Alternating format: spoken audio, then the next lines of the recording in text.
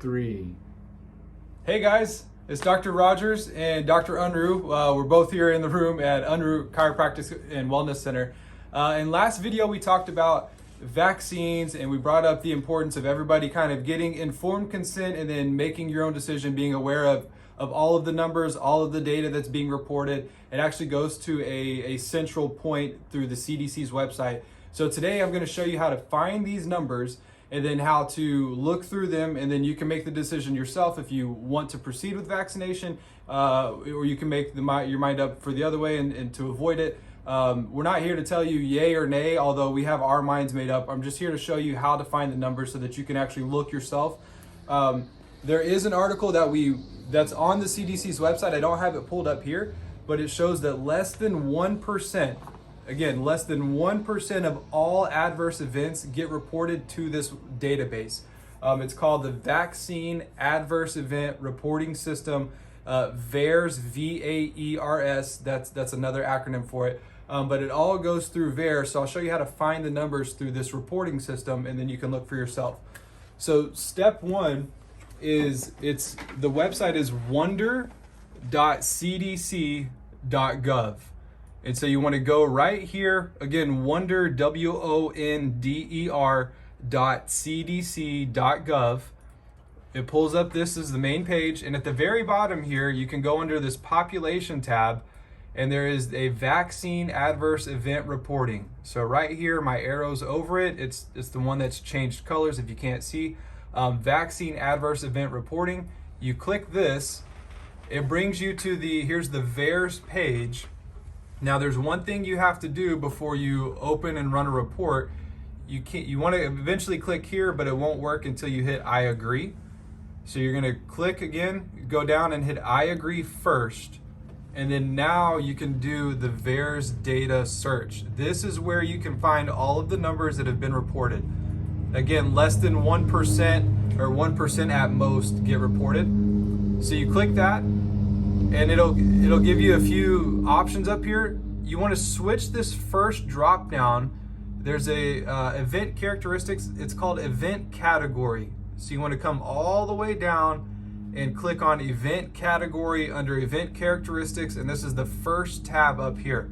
So you change it from symptoms to event category, and then there's a line that says and by. So you want the event category and you want the vaccine manufacturer. So that's right up here. You click this drop down. Vaccine manufacturer is under vaccine characteristics. So you can click the manufacturer. And that's all you do for this first table is event category, and vaccine manufacturer should be boxes 1 and 2. And which ones are you clicking? Pfizer? Oh, and I'll show you. Okay. So good. That's you drop down and skip number 2. We don't need any symptoms. We want to actually go past that, and then we want to go to box number 3, which says select vaccine characteristics. Now, the one that you want is you want to look at your vaccine products, and there's the COVID-19 vaccine. So you click that, and that's going to isolate it for just the COVID vaccines. And then down here, I leave the all manufacturers checked. It comes highlighted. You just want to make sure it still says all manufacturers. So COVID-19, all manufacturers, and then there's many send buttons. You can hit any of them, but hit this send button up here. And before I I'll show you one last time. Event category, vaccine manufacturer, and then COVID-19 vaccine, and then hit send. Now this is, again, less than 1% of the numbers that have been reported, less than 1% of the adverse events that have been reported. And it breaks it down into the event category, so death, life-threatening issues, permanent disability that has resulted, hospitalizations, emergency room visits, all of it's broken down, and you can look category by category. But a few we wanted to show you, and the number actually is even higher. It's updated on Fridays, but right now they're almost at 6,000 deaths that have been reported. And again, there are more than that, but that's just what's here.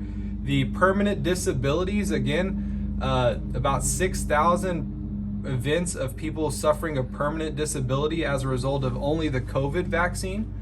And then the other two that are kind of shocking are this emergency room visit. There's been 60,000 events that have caused people to go to the emergency room and 26,000 hospitalizations.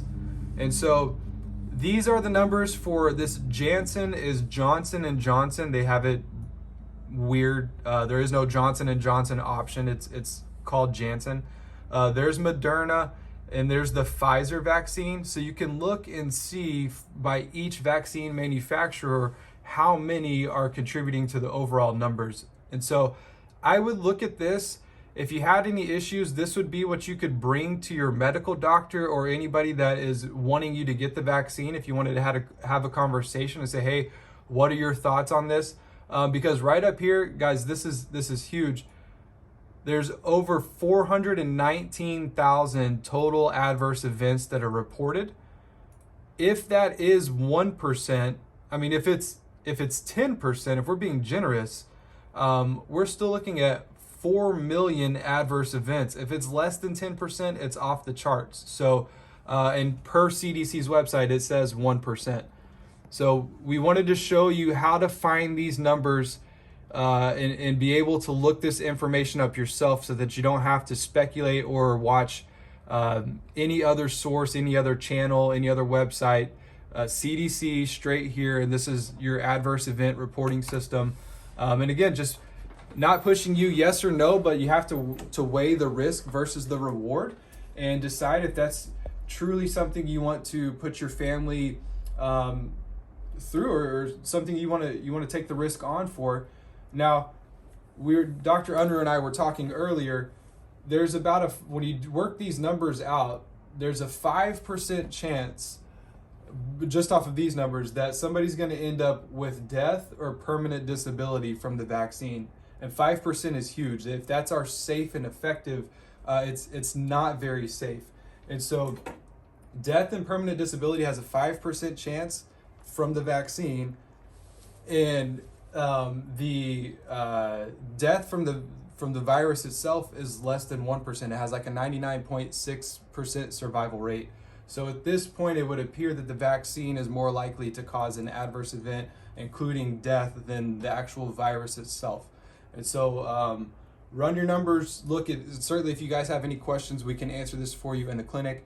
We're happy to help, but we wanted to at least give you access to this.